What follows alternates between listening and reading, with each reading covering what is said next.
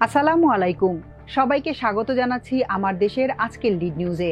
আপনাদের সাথে আছি আমি তাহমিনা তাসির। আমাদের আজকের লিড নিউজের শিরোনাম, বাকশাল থেকে ফ্যাসিবাদ, বাংলাদেশে ভারতপন্থী বাম রাজনীতির হালচাল। রিপোর্টটি লিখেছেন হাসান আদিল। চলুন দর্শক, জেনে নেওয়া যাক রিপোর্টটি। বাংলাদেশের রাজনীতিতে সিপিবি, বাসদ, ওয়ার্কার্স পার্টি সহ বাম রাজনৈতিক দলগুলোর ভূমিকা নিয়ে জনগণের মধ্যে আবারও প্রশ্ন দেখা দিয়েছে। অভিযোগ উঠেছে, বেশিরভাগ বাম দল এখনও ভারতের লেজুর বৃত্তি এবং আওয়ামী লীগের বি টিম হয়ে কাজ করছে। বাম দলগুলো মাঝে মধ্যে বিভিন্ন ইস্যুতে আওয়ামী লীগের কিছু সমালোচনা করলেও প্রকৃতপক্ষে তারা একে অপরের পরিপূরক হিসেবেই কাজ করছে। রাজনৈতিক পর্যবেক্ষকদের মতে, বাংলাদেশের বাম রাজনীতির ইতিহাস পর্যালোচনা করলে দেখা যাবে বিভিন্ন ইস্যুতে তারা আওয়ামী লীগের সঙ্গে জোট করেছে কিংবা ঐক্যবদ্ধ হয়েছে। বিএনপি কিংবা ইসলামপন্থী দলগুলোর সঙ্গে কখনো দেখা যায়নি। তেমনি ভারতীয় স্বার্থকেই তারা প্রাধান্য দিয়েছে। বাংলাদেশের স্বার্থের পক্ষে ভারতের বিরুদ্ধে তাদের কখনো কোনো জোরালো প্রতিবাদ বা অবস্থান দেখা যায়নি। আওয়ামী লীগ গত 15 বছরে বাংলাদেশে ফ্যাসিবাদী শাসন চালিয়েছে, রাষ্ট্রের প্রতিটি প্রতিষ্ঠানকে ধ্বংস করেছে। কিন্তু আওয়ামী লীগের কিংবা শেখ হাসিনার বিরুদ্ধে তারা বড়জোর মৃদু ভাষায় কথা বলেছে। অনেক ক্ষেত্রে চুপ থেকে আওয়ামী লীগের ফ্যাসিবাদী শাসন টিকিয়ে রাখতে তারা সহায়তা করেছে। বিএনপি জামায়াতের উপর দমন পীড়ন, খুন, গুম নিয়ে তারা কমই কথা বলেছে। গত জুলাই বিপ্লবে ফ্যাসিবাদী হাসিনা সরকারের পতন হলেও পরাজিত আওয়ামী লীগ দেশকে অস্থিতিশীল করতে মরিয়া হয়ে উঠেছে। জনরোষের ভয়ে সরাসরি তারা সামনে আসতে পারছে না। এক্ষেত্রে তাদের সবসময় সহযোগী শক্তি বামদের উপর ভর করে এগোচ্ছে। অভিযোগ রয়েছে, প্রতিবেশী ভারতের ইন্ধনও রয়েছে এসব আন্দোলনে। সর্বশেষ ধর্ষণ ও নারী নির্যাতন ইস্যুতে তারা মাঠ গরম করার চেষ্টা করে, তবে তাতে জনগণের সমর্থন মেলেনি। সংশ্লিষ্ট সূত্র মতে, গত কিছুদিন ধরে ঢাকা সহ সারা দেশের বিভিন্ন জায়গায় যে অস্থিরতা বিরাজ করছে তা পরাজিত আওয়ামী লীগ ও প্রতিবেশী ভারতের মাস্টার প্ল্যানের অংশ। ধর্ষণ, আইন শৃঙ্খলা পরিস্থিতি ইস্যুকে সামনে রেখে বাম রাজনৈতিক দল এবং তাদের সহযোগী সংগঠনগুলোকে পরিকল্পিতভাবে মাঠে নামানো হচ্ছে। একই সঙ্গে গণজাগরণ মঞ্চে সেই কুশীলবরাও সক্রিয়। তারা শাহবাগের জাতীয় জাদুঘর প্রাঙ্গণ, কেন্দ্রীয় শহীদ মিনার, জাতীয় প্রেস ক্লাব, পল্টন মোড় এসব এলাকায় সভা সমাবেশ ও বিক্ষোভ মিছিলের কর্মসূচি পালন করছে। এসব সংগঠনের কর্মসূচিতে যোগ দিচ্ছে আওয়ামী লীগের দোসররা। বাংলাদেশ মহিলা পরিষদকে গত 15 বছরে কোথাও দেখা যায়নি। দেশে হত্যা, ধর্ষণ, নারী নিপীড়নের মহোৎসব চলেছে গত 15 বছরে। তখন মহিলা পরিষদ মুখে কুলু পেটে বসেছিল, কিন্তু হঠাৎ করে তারা রাজপথে সক্রিয় হয়ে উঠেছে।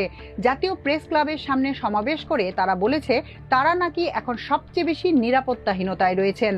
রাজপথে, বিশেষ করে শাহবাগে ছাত্র ইউনিয়নের সাবেক সভানেত্রী লাকি আক্তারের নেতৃত্বে হঠাৎ গণজাগরণ মঞ্চের সক্রিয় হয়ে ওঠায় প্রশ্ন উঠেছে, গত বছরের জুন, জুলাই, আগস্ট জুড়ে দেশব্যাপী গড়ে ওঠা কোটা বিরোধী আন্দোলন এবং হাসিনা পদত্যাগের এক দফা দাবির আন্দোলনে তো তাদের মাঠেই দেখা যায়নি। সেই বামরাই হুট করে এখন কেন রাজপথে সরব? আওয়ামী লীগের নেতৃত্বাধীন 14 দলীয় জোটের দুই প্রধান দলের একটি বাংলাদেশের ওয়ার্কার্স পার্টি, আর একটি জাতীয় সমাজতান্ত্রিক দল জাসদ। অভিযোগ রয়েছে, বাম দল হিসেবে পরিচিত ওয়ার্কার্স পার্টি এবং জাসদেরও মদত রয়েছে সাম্প্রতিক আন্দোলনে। বিশেষ করে ওয়ার্কার্স পার্টির ছাত্র সংগঠন ছাত্র মৈত্রী, যুব সংগঠন যুব মৈত্রী, নারী সংগঠন নারী মুক্তি সংসদ, শ্রমিক সংগঠন জাতীয় শ্রমিক ফেডারেশন, গার্মেন্টস শ্রমিক কর্মচারী ফেডারেশন ও গার্মেন্টস শ্রমিক ফেডারেশন, কৃষক সংগঠন জাতীয় কৃষক সমিতি এবং ক্ষেত মজুর ইউনিয়নের নেতাকর্মীরা সক্রিয়ভাবে মাঠে নেমেছেন। একইভাবে মাঠে নেমেছেন জাসদের ছাত্র সংগঠন বাংলাদেশ ছাত্রলীগ, তাদের যুব সংগঠন জাতীয় যুব জোট, নারী সংগঠন জাতীয় নারী জোট, শ্রমিকদের সংগঠন জাতীয় শ্রমিক জোট, কৃষকদের সংগঠন জাতীয় কৃষক জোটের নেতাকর্মীরাও। আওয়ামী লীগের শরিক গণতন্ত্রী পার্টি ছাত্র সংগঠন জাতীয় ছাত্র ঐক্য, যুব সংগঠন জাতীয় যুব ঐক্য, সাম্যবাদী দলের ছাত্র সংগঠন বাংলাদেশ ছাত্র আন্দোলন, যুব সংগঠন বাংলাদেশ যুব আন্দোলন, ন্যাশনাল আওয়ামী পার্টি ন্যাপের ছাত্র সংগঠন বাংলাদেশ ছাত্র সমিতি, যুব সংগঠন বাংলাদেশ যুব সমিতির নেতাকর্মীরাও ধর্ষণ বিরোধী সহ বিভিন্ন ইস্যুতে আন্দোলনের নামে ফের সক্রিয় হয়ে উঠেছে। তাদের বাইরে বামপাড়ার দুই বড় দল বাংলাদেশের কমিউনিস্ট পার্টি সিপিবি এবং বাংলাদেশের সমাজতান্ত্রিক দল জাসদ, বাংলাদেশ ছাত্র ইউনিয়ন, যুব ইউনিয়ন, সমাজতান্ত্রিক ছাত্র ফ্রন্ট, পাহাড়ি ছাত্র পরিষদ, বাংলাদেশ উদীচী শিল্পী গোষ্ঠী, চারণ সাংস্কৃতিক কেন্দ্র, খেলাঘর আসর, সমাজতান্ত্রিক মহিলা ফোরাম, ট্রেড ইউনিয়ন কেন্দ্র সহ বেশ কিছু সংগঠন রাজপথে নানা ইস্যুতে এখন সরব। এ প্রসঙ্গে সিপিবির সাধারণ সম্পাদক রুহিন হোসেন প্রিন্সকে প্রশ্ন করা হলে তিনি আমার দেশকে বলেন, বাংলাদেশের কমিউনিস্ট পার্টি সহ প্রকৃত বাম আদর্শের রাজনৈতিক দল আওয়ামী লীগকে অতীতে কখনো রাজনৈতিক ফায়দা লোটার সুযোগ দেয়নি, ভবিষ্যতেও দেবে না। বাম নামধারী তাদের সহযোগী কিছু দল ক্ষমতার লিপ্সায় এই সুযোগ দিতে পারে। আমরা আওয়ামী লীগের লুটপাট দমনপীড়নের বিরুদ্ধে গত ১.৫ দশক রাজপথে থেকেছি। বৈষম্য বিরোধী আন্দোলনেও আমরা ছিলাম। বাংলাদেশের কমিউনিস্ট পার্টির ঘাড়ে আওয়ামী লীগের চড়ার বিষয়টি অবান্তর। ওয়ার্কার্স পার্টির নেতা ফজলে হোসেন বাদশাহ এবং সিপিবির মুজাহিদুল ইসলাম সেলিমকে ফোন করে পাওয়া যায়নি। ১৪ দলের শরিক অনেক নেতাই এখন আন্ডারগ্রাউন্ডে। বাংলাদেশের রাজনীতিতে সিপিবি মস্কোপন্থী দল এবং আওয়ামী লীগের বি টিম হিসেবে পরিচিত। ৭০-এর দশকে রাজনৈতিক অঙ্গনে সিপিবি সম্পর্কে চমকপ্রদ স্লোগান ছিল, তারা মস্কোয় বৃষ্টি হলে ঢাকায় ছাতা ধরে। ১৯৭৩ সালে সিপিবির দ্বিতীয় কংগ্রেসে আওয়ামী লীগ নেতা শেখ মুজিবুর রহমানকে প্রধান অতিথি করেছিল দলটি। ১৯৭৫ সালে শেখ মুজিবুর রহমানের বাকশাল গঠনে সিপিবির ভূমিকার কথা রাজনৈতিক মহলে এখনো আলোচিত বিষয়। সিপিবি সভাপতি মণি সিংহ এ ব্যাপারে বিশেষ উদ্যোগী ভূমিকা পালন করেছিলেন। পরবর্তী সময়ে সিপিবি একথা অস্বীকার করে। তবে সেদিন মণি সিংহ ও ফরহাদের নেতৃত্বে সিপিবি তার পুরো দলকে বাকশালে বিলুপ্ত করে দিয়েছিল। বিশ্ব কমিউনিস্ট আন্দোলনের ইতিহাসে এটি ছিল নজিরবিহীন ঘটনা, কারণ এর আগে কোনো কমিউনিস্ট পার্টি নিজের অস্তিত্ব বিলোপ করে অন্য দলে বিলীন হয়নি। সিপিবি জিয়াউর রহমানের খালকাটা কর্মসূচি ও হ্যাঁ না ভোটে অংশ নিয়েছিল রাজনৈতিক কৌশল হিসেবে, কিন্তু তাদের তৎপরতা ছিল খুবই সন্দেহজনক। জিয়াউর রহমানের চোখে এ তৎপরতা ধরা পড়ে যায়। তিনি তখন থেকে সিপিবিকে সন্দেহের চোখে দেখতেন। কিছুদিনের মধ্যেই সিপিবির মুখোশ উন্মোচিত হয়। তারা আওয়ামী লীগকে প্রতিষ্ঠিত করার চেষ্টা চালায়। সোভিয়েত ইউনিয়ন এবং একই সঙ্গে ভারতের এজেন্ট হিসেবে তারা সব সময় এদেশে কাজ করেছে। ফলে সিপিবি সহ বামপন্থী দল ও আওয়ামী লীগের বিরুদ্ধে স্লোগান উঠেছে, রুশ ভারতের দালালেরা হুঁশিয়ার সাবধান। সিপিবির বুদ্ধিজীবী ছাত্র, যুবক এবং বিভিন্ন সংগঠনের নেতাকর্মীরা শিক্ষা ও চিকিৎসার ব্যাপারে মস্কোকেই প্রাধান্য দিয়েছে। জিয়াউর রহমানের সময় মুসলিম লীগ সহ ইসলামপন্থী দলগুলো রাজনীতিতে পুনরুজ্জীবিত হলে সিপিবি এটাকে ভালো চোখে দেখেনি। সিপিবির তৎকালীন সাধারণ সম্পাদক কমরেড ফরহাদ নারায়ণগঞ্জের জনসভায় বাংলাদেশে আফগান স্টাইলে বিপ্লব করার হুমকি দেন। এই হুমকি সরকার স্বাভাবিকভাবে নেয়নি। এই হুমকির কারণে তৎকালীন সরকার কমরেড ফরহাদকে বিচারের মুখোমুখি করে। তখন সিপিবি কিছুদিনের জন্য আন্ডারগ্রাউন্ডে চলে যায়। এরশাদ বিরোধী আন্দোলনের সময় সিপিবি সক্রিয় ভূমিকায় ছিল, তবে আওয়ামী লীগের লেজর ভিত্তিতেই নিয়োজিত ছিল। প্রথমে আওয়ামী লীগের নেতৃত্বে ১৫ দলীয় জোটে ছিল, পরে ছিল ৫ দলীয় জোটে। এরশাদ বিরোধী আন্দোলন যখন তুঙ্গে, তখন সিপিবি আওয়ামী লীগের সঙ্গে আন্দোলন স্থগিত করে ১৯৮৬ সালের নির্বাচনে চলে যায় এবং নৌকা মার্কা প্রতীক নিয়ে ফরহাদ সহ সিপিবির ৫ জন এমপি নির্বাচিত হন। রাজনৈতিক অঙ্গনে সিপিবিকে তখন ব্যঙ্গ করে বলা হতো নৌকা মার্কা কমিউনিস্ট পার্টি। এরশাদের পতনের পর ১৯৯১ সালের নির্বাচনেও তারা আওয়ামী লীগের নৌকা মার্কায় নির্বাচন করে। শেখ হাসিনার গত ১৫ বছরের ফ্যাসিবাদী শাসনামলে সিপিবি নীরব দর্শকের ভূমিকায় ছিল। আওয়ামী লীগের বিরুদ্ধে ব্যাপক আন্দোলন হলেও সিপিবিকে সক্রিয় দেখা যায়নি। সিপিবির সাবেক সভাপতি মুজাহিদুল ইসলাম সেলিম চালাকির আশ্রয় নেন, তত্ত্ব দেন আপদ ও বিপদ। সিপিবি থেকে ব্যাখ্যা করে বলা হয়, আওয়ামী লীগ হচ্ছে আপদ আর বিএনপি হচ্ছে বিপদ। এই বক্তব্যের মধ্য দিয়ে আওয়ামী লীগের কর্মকাণ্ডকেই জায়েজ করে সিপিবি। জুলাই বিপ্লবে ২০০০ ছাত্র জনতা গুলিতে প্রাণ হারালেও আওয়ামী লীগের ফ্যাসিবাদের বিরুদ্ধে সিপিবির জোরালো কোনো ভূমিকা লক্ষ্য করা যায়নি। ছাত্ররা ঢাকা সহ সারা দেশের দেয়ালে দেয়ালে গ্রাফিতি অঙ্কন করে ফ্যাসিবাদের পুরো চিত্র দেশবাসীর সামনে তুলে ধরে। এক্ষেত্রে সিপিবির ছাত্র সংগঠনগুলোকে দেখা যায় তারা দেয়ালে গ্রাফিতি আঁকছে এই বলে যে নৌকা আর ধানের শীষ দুই সাপের একই বিষ, অর্থাৎ বিএনপিকে আওয়ামী লীগের সঙ্গে এক পাল্লায় দাঁড় করিয়ে কোণঠাসা করাই ছিল তাদের চালাকির অংশ। বর্তমানে পরাজিত আওয়ামী লীগ রাজনৈতিক অঙ্গনে ফিরে আসার জন্য নানামুখী ষড়যন্ত্র চালাচ্ছে, বিভিন্ন ইস্যুতে ইন্ধন দিচ্ছে। আওয়ামী লীগকে জায়গা করে দেওয়ার জন্য নেপথ্য থেকে চেষ্টা চালাচ্ছে সিপিবি সহ দলটির ছাত্র, যুব, শ্রমিক, পেশাজীবী ও নারী সংগঠনগুলো। ইমরান ও লাকি সেই শাহবাগের গণজাগরণ মঞ্চকে জাগিয়ে তুলতে চেষ্টা চালানো হচ্ছে। লাকি ছাত্র ইউনিয়নের সভানেত্রী ছিলেন, তেমনি সিপিবি সমর্থক বাংলাদেশ মহিলা পরিষদ গত 15 বছরে চুপ মেরে থাকলেও এখন সরব ভূমিকায় নেমেছে। বাংলাদেশের সবচেয়ে পুরনো রাজনৈতিক দল সিপিবি। সন্দ্বীপের অধ্যাপক মোজাফফর আহমেদের নেতৃত্বে ব্রিটিশ ভারতের 1918 সালে প্রথম কমিউনিস্ট গ্রুপ গড়ে ওঠে। এর কিছু সময় পর 1925 সালে সর্বভারতীয় কমিউনিস্ট পার্টি গড়ে ওঠে। সিপিবি হলো সেই পার্টির উত্তরাধিকার। কমিউনিস্ট আন্দোলনের ইতিহাস প্রায় শতবর্ষব্যাপী। বাংলাদেশে এই আন্দোলন কখনোই জনপ্রিয়তা পায়নি, যেমন পেয়েছে পশ্চিমবঙ্গ, ত্রিপুরা ও নেপালে। নেপালে কমিউনিস্ট পার্টি পরিণত হয়েছে মূলধারার রাজনৈতিক দলে। গত 2 যুগেরও বেশি সময় ধরে বাংলাদেশে সিপিবি খুবই প্রান্তিক দল হিসেবে বিবেচিত হয়ে আসছে।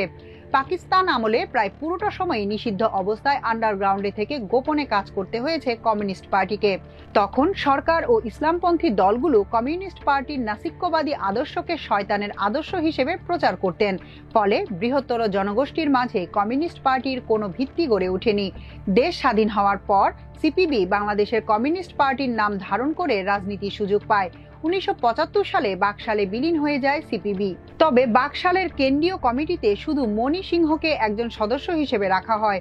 1979 সালে সিপিবি তৃতীয় কংগ্রেসে বাকশালে যোগদানের সিদ্ধান্তকে ভুল ছিল বলে দলটি উল্লেখ করে। 1986 সালে চতুর্থ কংগ্রেসে সিপিবির সাধারণ সম্পাদক কমরেড ফরহাদ বলেন, 2000 সাল নাগাদ সিপিবির নেতৃত্বে বাংলাদেশের সমাজতান্ত্রিক বিপ্লব হবে। কিন্তু ফরহাদ কিংবা সিপিবি পরিষ্কার করে বলেনি বিপ্লব কিভাবে হবে। তারা কি গণ অভ্যুত্থান সংগঠিত করবেন, নাকি গেরিলা কায়দায় সশস্ত্র গৃহযুদ্ধ করবেন, অথবা চারু মজুমদারের পথ ধরে গণকাটার শ্রেণী শত্রু খতম বা ধনীদের হত্যা করবেন। তাদের এই বক্তব্য কথার কথা হিসেবেই থেকে যায়। রাজনীতিতে সিপিবি আওয়ামী লীগের বি টিম হিসেবেই কাজ করে। 1990 সালের দিকে সোভিয়েত ইউনিয়নের পতনের ফলে মস্কোপন্থী দল হিসেবে সিপিবি সবচেয়ে সংকটে নিপতিত হয়। প্রতিষ্ঠা হওয়ার পর থেকে সিপিবি সোভিয়েত ইউনিয়নের জাতীয় ও আন্তর্জাতিক সব সিদ্ধান্ত ও কাজের প্রতি অন্ধ সমর্থন ব্যক্ত করে। স্ট্যালিন যখন ক্ষমতায় তখন যেমন স্ট্যালিনকে সমর্থন করেছে, আবার ক্রুশ্চেভ যখন স্ট্যালিনকে সমালোচনা করেন সেটিকেও তারা সমর্থন দিয়েছে। ব্রেজনেভের সময় সিপিবি সব কাজ, এমনকি আফগানিস্তানের অভিযান, প্রেসিডেন্ট হাফিজুল্লাহ আমিনকে ইত্যাদি সমর্থন করেছে। তেমনি গর্বাচেভের খোলা হাওয়া নীতির পক্ষে অন্ধভাবে দাঁড়িয়েছে। সোভিয়েত আমলে কেন্দ্র থেকে জেলা পর্যন্ত নেতাকর্মীদের নানা কর্মসূচিতে সোভিয়েতের পয়সায় ঘন ঘন সোভিয়েত ইউনিয়ন সহ পূর্ব ইউরোপ সফর ছিল তাদের নিত্য ব্যাপার। অসুস্থ হলে সিপিবি এবং ন্যাপের অনেক নেতা বিনা পয়সায় চিকিৎসা করাতে সোভিয়েত ইউনিয়ন বা পূর্ব ইউরোপে যেতেন। পার্টির সমর্থকদের ছেলে মেয়েদের পড়াতে তারা পাঠাতেন সেখানে। সিপিবিতে কয়েক দফা ভাঙনের সৃষ্টি হয়েছে। তৎকালীন সভাপতি সাইফুদ্দিন মানিক, সাধারণ সম্পাদক নুরুল ইসলাম নাহিদ ও নুহ আলম লেলিন সিপিবিকে ভেঙে রূপান্তরিত কমিউনিস্ট পার্টির জন্ম দেন। সিপিবির দলীয় অফিস, সম্পত্তি এবং ব্যাংক অ্যাকাউন্টের বড় অংশ দখলে নেন। আবার কিছুদিন পর দল বিলুপ্ত করে গণফোরাম ও আওয়ামী লীগে যোগ দেন। এভাবে সিপিবির পঞ্চম কংগ্রেসে সিদ্ধান্ত হয় পার্টি আর কখনো অন্য দলের প্রতীক নিয়ে নির্বাচন করবে না। এখন দেখার বিষয় তারা কি করেন। সিপিবি সব সময় ভুল রাজনৈতিক লাইন নিয়েছে, ভারতের স্বার্থকে প্রাধান্য দিয়েছে এবং আওয়ামী লীগ তোষণ করেছে। বাংলাদেশের ওয়ার্কার্স পার্টির সভাপতি রাশেদ খান মেনন এখন কারাবন্দী। গত 22 আগস্ট ঢাকা মহানগর পুলিশ গুলশানের বাসা থেকে তাকে গ্রেফতার করে। নিউ মার্কেট থানার একটি হত্যা মামলায় তাকে গ্রেফতার দেখানো হয়। এরপর তার বিরুদ্ধে 2013 সালের শাপলা চত্বরের গণহত্যা সহ বিভিন্ন গ্রেফতার দেখানো হয়েছে। ইতোমধ্যে তাকে কয়েক দফা রিমান্ডে নিয়ে জিজ্ঞাসাবাদও করা হয়েছে। একসময় বাম রাজনীতির একেবারে প্রথম সারির নেতা ছিলেন মেনন। আদর্শিক পথে চলা মানুষ হিসেবে তখন তার পরিচিতি ছিল। কিন্তু সেই বাম নেতা মেনন হঠাৎ আলাউদ্দিনের চেরাগ হাতে পেয়ে যান। ভুলে যান তার আদর্শ, ভুলে যান তার দল ও নেতাকর্মীদের। আওয়ামী লীগ ও শেখ হাসিনার তোষণ নীতি হয়ে ওঠে তার মূল নীতি। অভিযোগ রয়েছে এর বিনিময়ে দুর্নীতিতে জড়িয়ে আয় করেন অঢেল সম্পদ। দলকে বিলীন করে দেন আওয়ামী লীগে। ওয়ার্কার্স পার্টির কয়েক দফা ভাঙনের সম্মুখীন হয়। বাংলাদেশের ওয়ার্কার্স পার্টি রাজনৈতিক দল হিসেবে 1980 সালের দিকে প্রতিষ্ঠিত হয়। বাংলাদেশের কমিউনিস্ট পার্টি, বিপ্লবী কমিউনিস্ট লীগ এবং অন্য একটি বাম গ্রুপ থেকে দলটির জন্ম। অমল সেন ছিলেন এ দলের প্রতিষ্ঠাতা মহাসচিব। 1984 সালে দলটি 2 ভাগে বিভক্ত হয়ে যায়। 2 গ্রুপই একই নাম ব্যবহার করে। একটির নেতৃত্ব দেন অমল সেন, অন্যটি নজরুল ইসলাম। 1992 সালে দলটি পুনরায় একত্রিত হয়। নেপথ্যে মূল নেতা হন রাশেদ খান মেনন। ছাত্র ইউনিয়নের একসময়ের আলোচিত নেতা ছিলেন তিনি। পরে ছাত্র ইউনিয়ন ভেঙে মেনন ও মতিয়া গ্রুপ হয়ে উঠেছিল।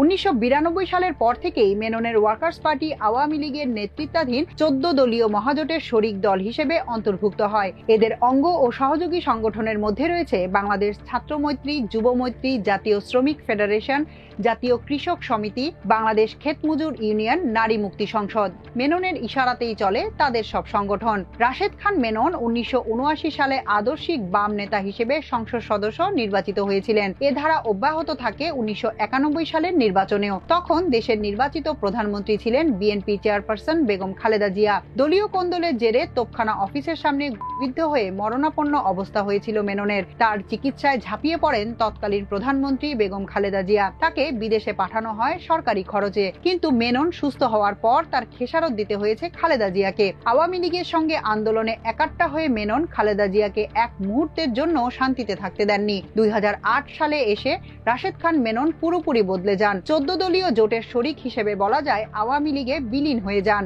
কাস্তে হাতুড়ি ফেলে নৌকায় গিয়ে ওঠেন। 2008, 14, 18 ও 2024 নির্বাচন করেন নৌকা প্রতীকে। নির্বাচনের নামে প্রহসনের এই নির্বাচনগুলোর পক্ষে দাঁড়ান শেখ হাসিনার চেয়েও 1 ডিগ্রি এগিয়ে গিয়ে। নির্বাচনগুলো সঠিক এই বয়ান দাঁড় করান জোরালোভাবে। আওয়ামী লীগ তোষণে ওয়ার্কার্স পার্টি ও মেননের শ্রম সার্থক হয়, কারণ শেখ হাসিনা মেননকে 2 বার মন্ত্রী বানান, একবার বিমান ও পর্যটন মন্ত্রী এবং আরেকবার সমাজ কল্যাণ মন্ত্রী। ঢাকা 8, রমনা, মতিঝিল ও সবুজবাগ আসন থেকে 2008 সালে এমপি নির্বাচিত হওয়ার পর Viqarunnisa Noon school and college, ideal school and college এবং Wills little flower school and কলেজের পরিচালনা বোর্ডের সভাপতি হন তিনি। এর দায়িত্বে ছিলেন দীর্ঘ 8 বছর। নৌকায় ওঠার পর থেকেই খাতা খোলেন দুর্নীতির, আর তার দুর্নীতির হাতেখড়ি হয় 3টি স্কুলে ছাত্র ভর্তি বাবদ বাণিজ্য দিয়ে। অভিযোগ রয়েছে প্রতিটি ভর্তিতে তিনি ও তার স্ত্রী লুৎফুন্নেসা খান 2 থেকে 5 লাখ টাকা নেন। ভর্তির পাশাপাশি ছিল নিয়োগ বাণিজ্য।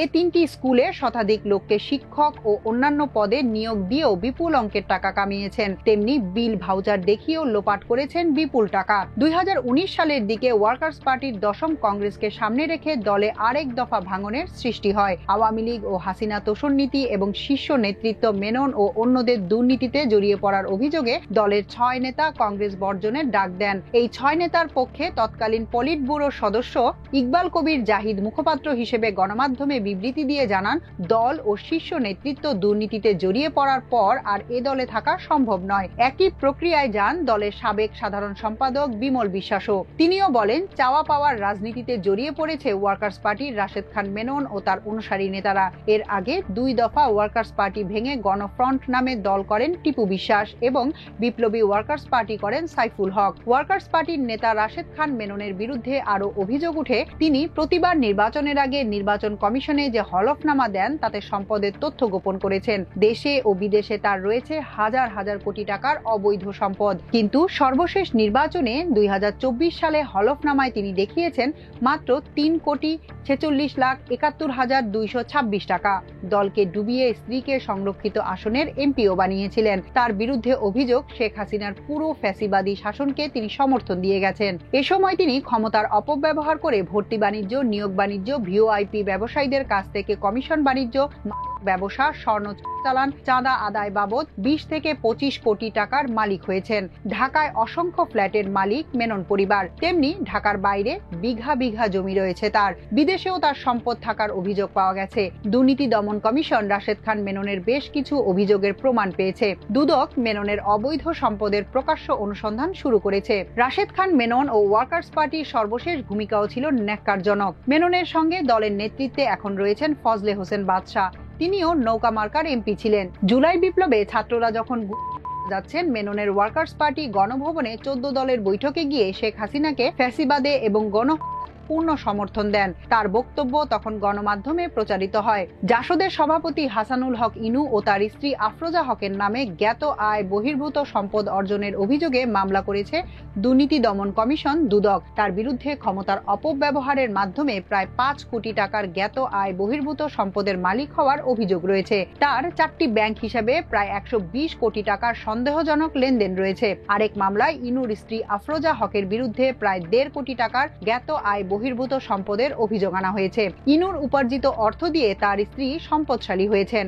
মামলাগুলো হয়েছে এ কারণে। বর্তমানে ইনু কারাগারে বন্দী রয়েছেন। জুলাই বিপ্লবের পর গত 26 আগস্ট উত্তরার একটি বাসা থেকে তাকে গ্রেফতার করা হয়। হাসানুল হক ইনু 1972 সালে জাসদ প্রতিষ্ঠিত হলে এর সহসভাপতি হন। এর আগে ছিলেন জাতীয় কৃষক লীগের সাধারণ সম্পাদক। 1975 সালের 5 নভেম্বরের বিপ্লবে সক্রিয় ছিলেন। তিনি অবসরপ্রাপ্ত কর্নেল তাহেরের সহযোগী এবং জাসদের গণবাহিনীর উপপ্রধান ছিলেন। 1986 সালে তিনি জাসদের সাধারণ সম্পাদক হন এবং 2002 সালে হন সভাপতি। 14 দলের শরিক হিসেবে আওয়ামী লীগ ও শেখ হাসিনার ঘনিষ্ঠ হন সেই সময় থেকেই। 2008, 14, 18 ও 2024 সালে নৌকার প্রার্থী হিসেবে অবৈধ নির্বাচনগুলোতে নৌকা মার্কা নিয়ে কুষ্টিয়া 2, ভেড়ামারা, মিরপুর আসনের এমপি হন। 2019 সাল পর্যন্ত শেখ হাসিনার তথ্যমন্ত্রী হিসেবে ইনু জার্মানির হিটলারের তথ্যমন্ত্রী গোয়েবলসের ভূমিকায় অবতীর্ণ হন। ইনুর বিরুদ্ধে অভিযোগ রয়েছে তিনি বাংলাদেশে ব্যাপকভাবে ইসলাম বিদ্বেষ ছড়িয়ে দেন। তিনি শাহবাগের গণজাগরণ মঞ্চের অন্যতম সহায়তাকারী। তার দল জাসদ ও অঙ্গ দলগুলোর নেতাকর্মী সমর্থকরা নিজেদের বিলীন করে দেন শাহবাগের ফ্যাসিবাদে।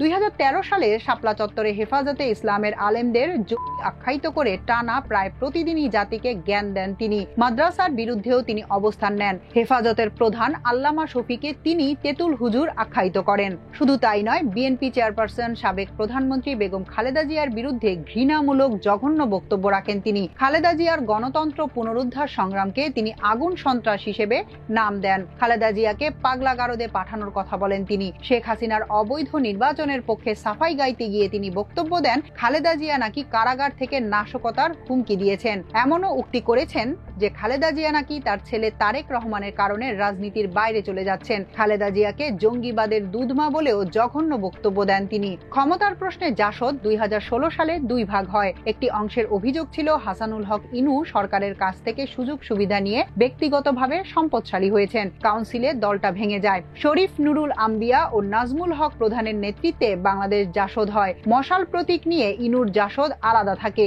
ইনু ইসির উপর চাপ সৃষ্টি করেন যাতে শরীফ নুরুল আম্বিয়ার জাসদকে নিবন্ধন না দেয়। তবে তারা নিবন্ধন পেয়েছেন। ইনুর জাসদের সাধারণ সম্পাদক হন শিরিন আক্তার। তাকেও অবৈধ নির্বাচনে এমপি বানানো হয়। সংবিধানে ইসলাম বিরোধী অনেক কিছু সংযোজন করার পেছনে জাসদের ইনু ও ওয়ার্কার্স পার্টির মেনন কাজ করেন। একই সঙ্গে তারা জামায়াতে ইসলামের রাজনীতি নিষিদ্ধ করার ব্যাপারে সোচ্চার ছিলেন। তেমনি বিএনপিকে পাকিস্তানপন্থী দল এবং মুক্তিযোদ্ধা জিয়াউর রহমানকে পাকিস্তানের চর হিসেবে উল্লেখ করতেন। জুলাই বিপ্লবে বিরোধিতার পাশাপাশি বিপ্লবী ছাত্র নেতাদের বিরুদ্ধে হুঙ্কারও দেন হাসানুল হক ইনু।